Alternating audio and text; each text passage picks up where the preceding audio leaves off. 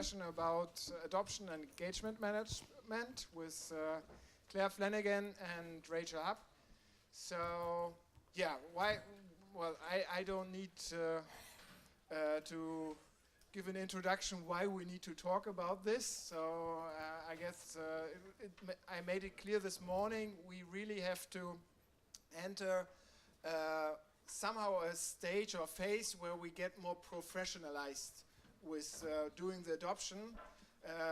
If we look at the cases, at the first generation cases, a lot of case studies always did adoption.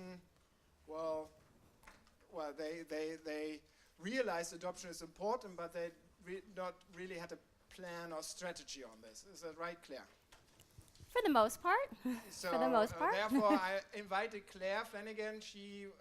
I had her as a speaker from the corporate side already. It's about 2010.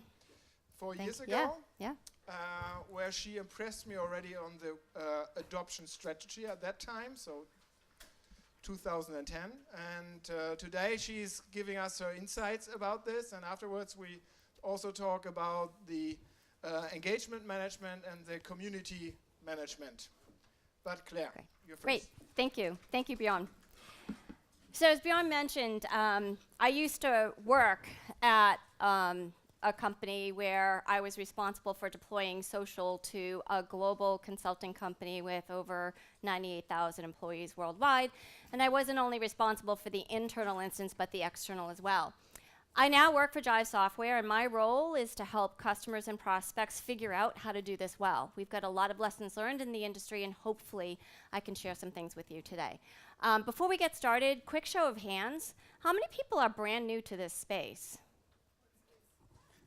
Enterprise 2.0 social business.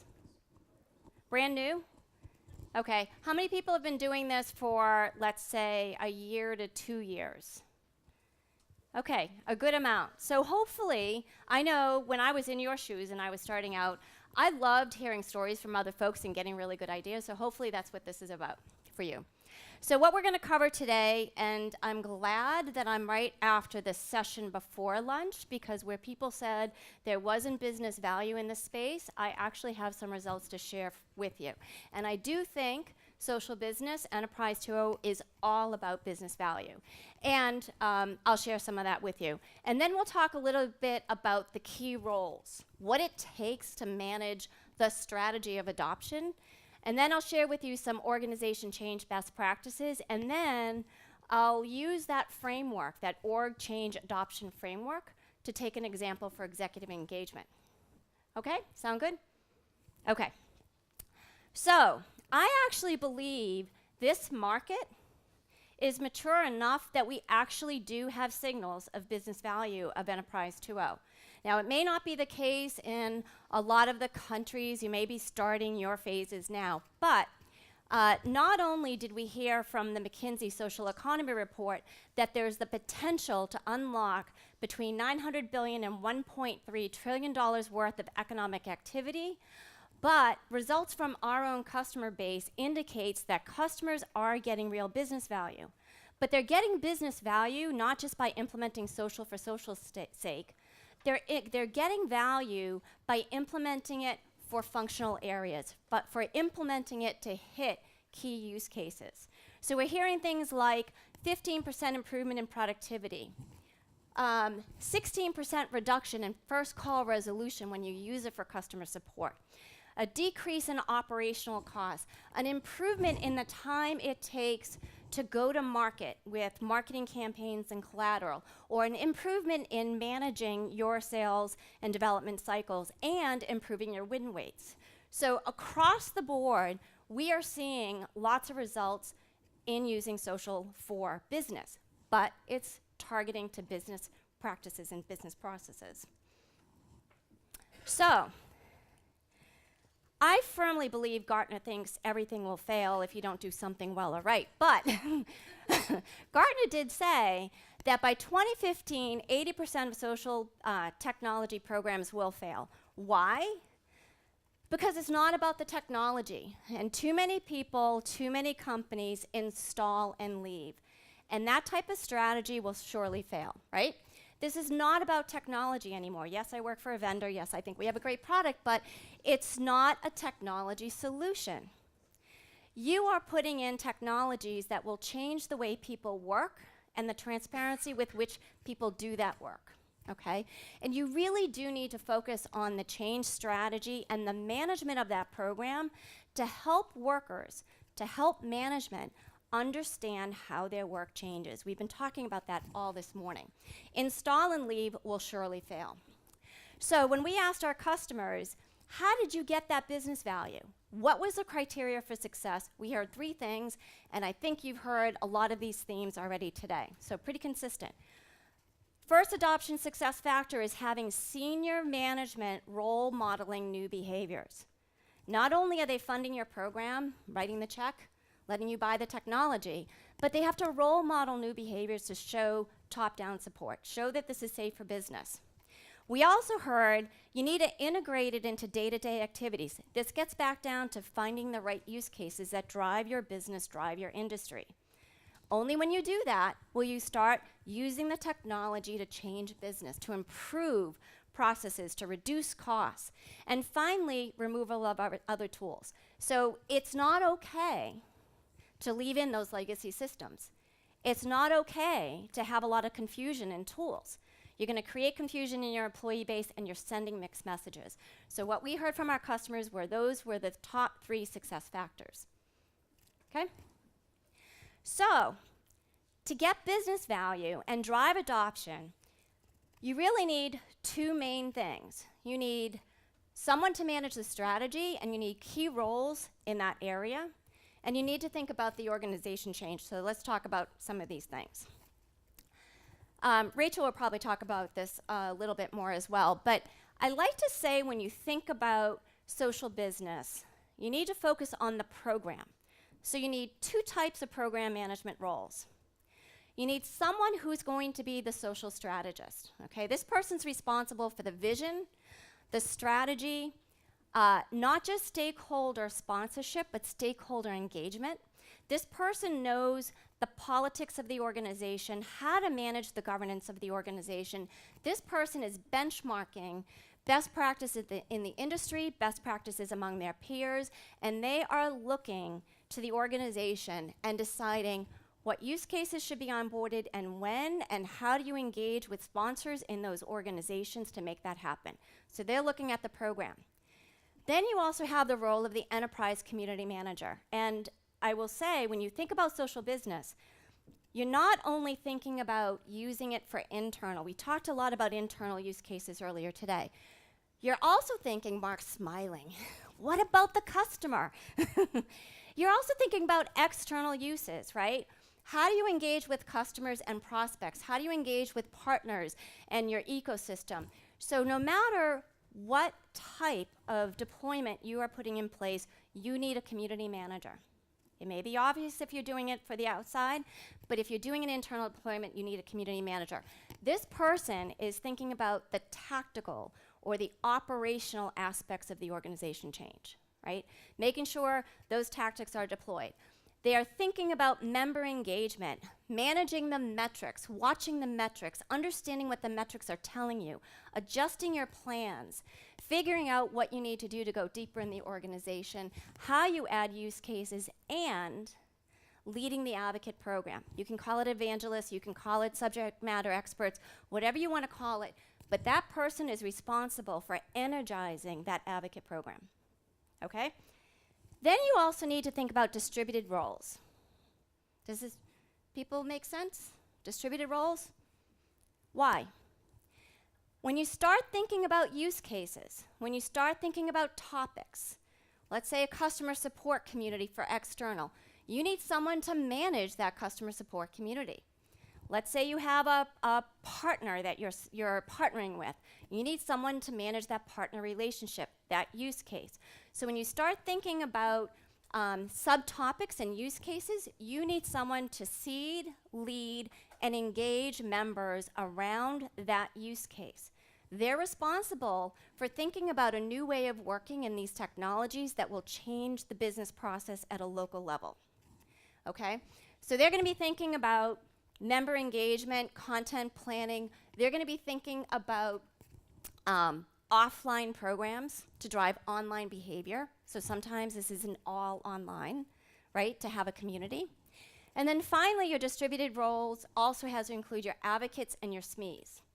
Now, SMEs are your subject matter experts that may have a functional knowledge. They have a very formal responsibility to the organization or for a work process. So again, if you're talking about customer support community, you're going to make sure you have someone from product management involved, and you're going to make sure you have someone from customer support. If you're internal and you're using this for solution innovation, well, you wouldn't have a solution innovation group or community or use case if you didn't have someone from R&D involved in that use case, for instance, okay? Your advocates are how you drive the word of mouth. It's how you get the bottom-up groundswell.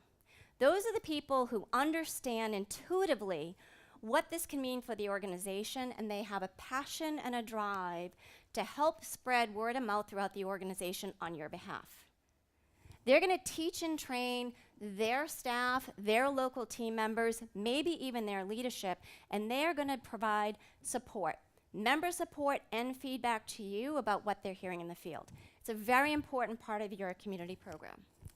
So that's a little bit about the roles, and in fact, we could spend a lot more time talking about roles. There was a blog post, I think, that was written on the E2O Summit blog area where I go into a few more roles in a lot more detail, but hopefully that gives you a good sense. Now let's talk about the organization change, and I'm going to share with you a framework in thinking about organization change that should apply to almost any use case you can think of. But before I do that, I think it's important to talk about norms and behaviors in the organization, because you are asking people to change, and you're dealing with company culture. So you need to understand what norms are. They're group-held beliefs about what should be done, okay? Behavior is that observable action and interaction in the organization. So it's the actual activity that you see, and culture is an expression of all of those things, okay? Why is this important? Well, if you don't know what the norms are in your organization, they can either hurt you or help you. And if you haven't assessed that yet, you don't know what your current state is, and you don't know where you need to go and how to get there. So norms can work in your favor if you have a culture of competitiveness or a culture of sharing, a culture of competitiveness where it's encouraged, right? It can work against you if there's a fear of sharing or a fear of speaking out or a fear of being seen as different, whatever, right? So you need to understand what these things are. So, like I said, you need to understand your current state. What are the norms and behaviors? Where do you want to go? And then you need to figure out the change process. What change levers do you need to activate to move the organization to your desired future state? Now, I'll talk about these buckets in a second on the next slide, but the point I want to make here is your social strategist is your change agent. If you only hire one person and they are a social strategist and community manager, that's fine. But someone is responsible for making sure that you are moving through that organization change. That only going through these is when you're starting to think about adoption. So let's talk about these things. So process, the first thing you want to think of when you activate a change lever is the process. What use case, what structure are you trying to put in place or are you trying to change? Okay, and that's at a work process level. Then you also need to think about what incentives do we put in place to change behavior? Are they intrinsic or extrinsic incentives? We kind of talked about some of those this morning. What way can you communicate or market? Internal, you tend to talk about communication. If you've got an external community, you tend to talk about marketing. But you do need to think about how you're going to communicate it and what other groups, functional groups, can help you in that process, right? Then you want to think about training and support. I mentioned you're asking workers or managers to change the way they work. They may not have the skills for that. So you need to think about how to train and support people in learning new skills and support them through a new way of working. And then finally, you need good role models. And when I talk about role models, you need role models at all levels of the organization. You need role models at an executive level, at a middle management level, and at a groundswell level. So they can be executives, advocates, SMEs, opinion leaders, thought leaders, external experts. But you want to think about, based on the use case you're trying to identify, which of these you want to look at. So that's the framework. I will assure you, I had no idea how much we would be talking about senior executives at this conference. I think every session this morning we talked about engaging senior leaders and how hard that is. I can tell you that through the work that I do, this is still an area I think all organizations struggle with, no matter how long you've been at this. And I think it's because it's one of the areas, you heard me say it before, if you crack this nut, your program will be really successful. Because why? Senior leader role modeling is one of the most important, criteria for success, right? So what I thought I'd do in walking through the framework is using engaging executives as a sample and kind of walk through this little exercise. All right, so when you're done with the session, you get to have a framework and you can apply this to other use cases. So let's talk about this.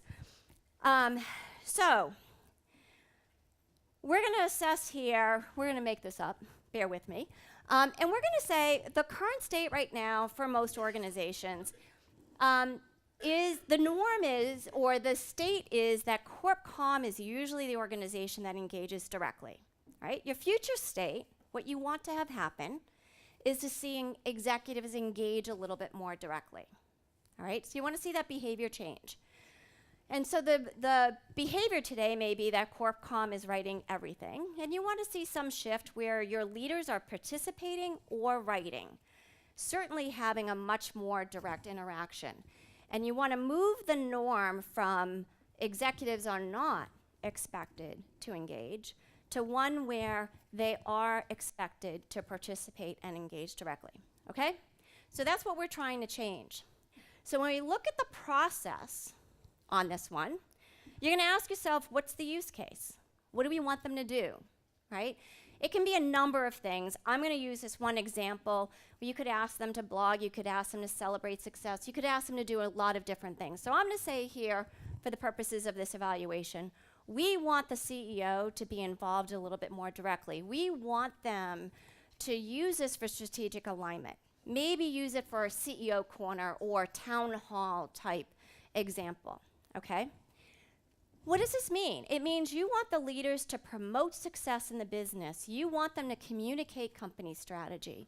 You want them to engage employees along that vision and really start connecting more directly with employees. Now, I have an example here from Swiss Re, actually, which Bjorn was mentioning the last time I was at the conference here. Swiss Re was actually one of the speakers. The CEO there has made it his mission to use the platform to communicate very effectively. In fact, so much so that when he was visiting one of the local sites affected by an earthquake, he blogged about it. He uploaded a video of what he saw. He shared his impressions. He humanized what he saw in the business, so much so that he won the hearts and minds of his staff. They were commenting like, wow, thank you for sharing this, okay? So why do you do this? You do this not only to improve that business process, but you do it to make sure employees understand the company mission, they feel connected, and they feel that connection with you as a leader. The other thing you want to think about when you're thinking about engaging executives and getting executives on board with this use case is thinking about the rewards. And trust me, executives need rewards too. And if you are a social strategist, you still have the ability to affect this. You may not have the ability to make sure their bonus gets tied to open leadership tactics and milestones. You can ask HR if you can add some of those things into the objective plan, but you certainly can promote success. What we've seen that has worked well is having senior leaders video or interview leaders that are doing something well, leaders that are leading in the open, asking them questions about what's working, why are they doing that, what type of change did they see in the organization, and reflecting on that success. Okay, so incentives is still very important to think about. Communication and marketing is also really important to the executives. So, for this audience, you want to think about an executive launch message. You want to think about providing a peer reference group to them, someone who is already an early adopter who gets it, can actually be a very important catalyst, a very important advocate for you. So you want to think about those launch messages. You want to think about featuring executives or featuring the success stories in the business. This particular example is Stephen Lamb, who's the CIO for the British Columbia Institute of Technology, which I think someone actually mentioned earlier today.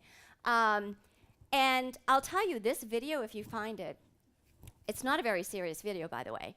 They had some serious videos for sure, but this was really a humorous video, and it really got the employees and staff to say, wow, our executive can have fun with this, and oh, by the way, he's telling us we need to find, share, connect, and get in the loop.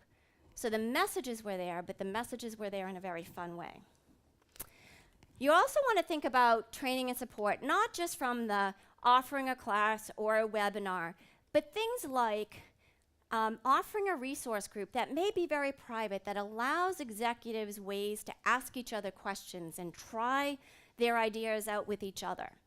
I heard earlier, and I really love this idea, thinking about reverse mentoring, depending on your culture, depending upon the age of your executive staff, how can you offer ways to provide that one-on-one support, that engagement, that exchange of ideas?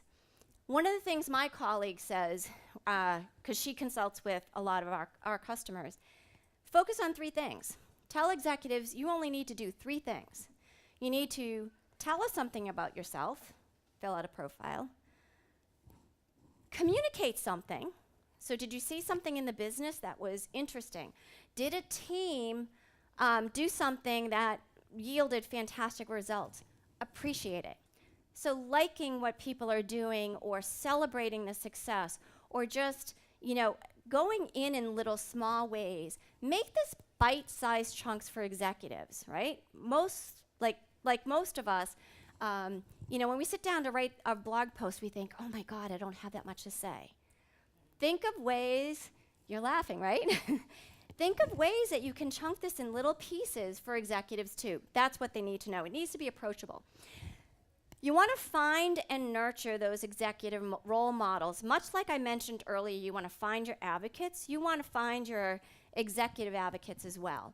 So you want to find those executives that are willing to take a leadership role and bring them into the fold. You may even want to find external benchmarks for your executives. Who else in your peer industry are showing leadership with these type of technologies? Can you bring those use cases in, and can you show that there are other folks doing this? So this is my final slide. Hopefully that gives you an idea for how to go through an org change framework. You want to think about process use case.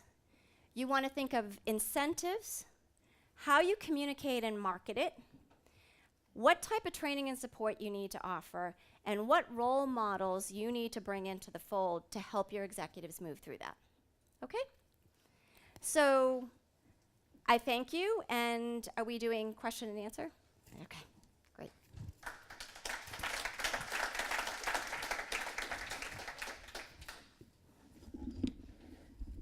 Are there any questions? Yes, that's what I like. I was just wondering how do you engage those executives on the long term? I mean, you can talk to your leaders and tell, okay, you have a blog post this week, next week, and then the continuity is often lacks. So that's where it fails. That's a great question. You need to keep at that. Now, I will tell you, my personal experience at my last company, we had an executive who actually had a WordPress blog before. We moved him over to the platform. We had to do some things to allow someone in his organization, CorpCom person, write his blogs for him and get it posted for him. Now, I will tell you, there are some of my colleagues in the industry that didn't think we should have allowed that type of cycle. Simon's smiling. Simon used to work with me at my last company. But because we allowed that executive to get in a way that he was comfortable in getting in, and because we allowed him the opportunity to work with his CorpCom team to message, what happened was that he was willing to communicate on a regular basis. It was his job. He's a leader. They're supposed to communicate. We allowed him to get in a way that he was comfortable with, and he inspired, and we couldn't have even imagined this, he inspired 5 other group presidents in our business to start blogging and leading in ways we would have never expected. There was a group president actually over here in Europe that was doing exactly what I mentioned. He was visiting different customers, and he was reflecting on his way home. He'd write his little blog. You know, I was just here with this customer, and this team did something really successful. And it wasn't a long blog, but he started inspiring a new wave of leaders. So I encourage you to help leaders figure out that this really isn't new work for them. It's a transfer of what they're supposed to be doing already. And they can do it in ways that they're comfortable. More often than not, your very senior level executives have corporate comms folks. So I'd start there if you can start there. Hi, Claire. Thanks for your talk. I had a question about the process step. Are your thoughts about? It's on, yes, but I have to turn it. Thank you. It's a very, very difficult technology. I'll start again. About the process step, you related to use cases, explaining how things should work in the future. What is your experience with, or what are your thoughts on using user profiles or personas in that area? I'm hearing more and more companies do that. To be honest, I'm not very happy with that, but wondering what your thoughts are. So, using personas, correct me if I'm wrong, it feels like a little bit of an IT approach, right? How are people coming into the website, or how are people coming into the application, and what are they doing? Now, personas isn't a bad thing, but that's not the same as a use case, okay? So a use case is thinking about, if I have Rachel coming in, what is Rachel doing? What is her day job? And how am I going to change that day job? Okay. As a persona, maybe she comes in as an IT project lead. Maybe she comes in as a product manager. So that is a persona, right? When you think about her role. But what you really want to change is not her role, it's a business process. And a business process use case involves other people. And I find that when you think of personas, you think too much about that individual as opposed to a work process where a few other people might be involved. It may be splitting hairs, that's just the way I view. I don't know if anyone else has an idea on that. The problem with personas is they're always done so badly.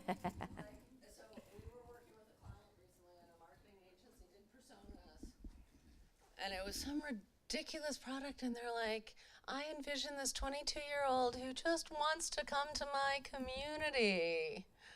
My branded community. I think of the brand all the time when they don't think of your brand. They're trying to solve a problem, right? So, like, if personas actually incorporated real behavior that you could believe, you might be able to use them to get at the behavior change, which then changes the use case. Yeah. But so often, like, I really want to be like, do you really believe this?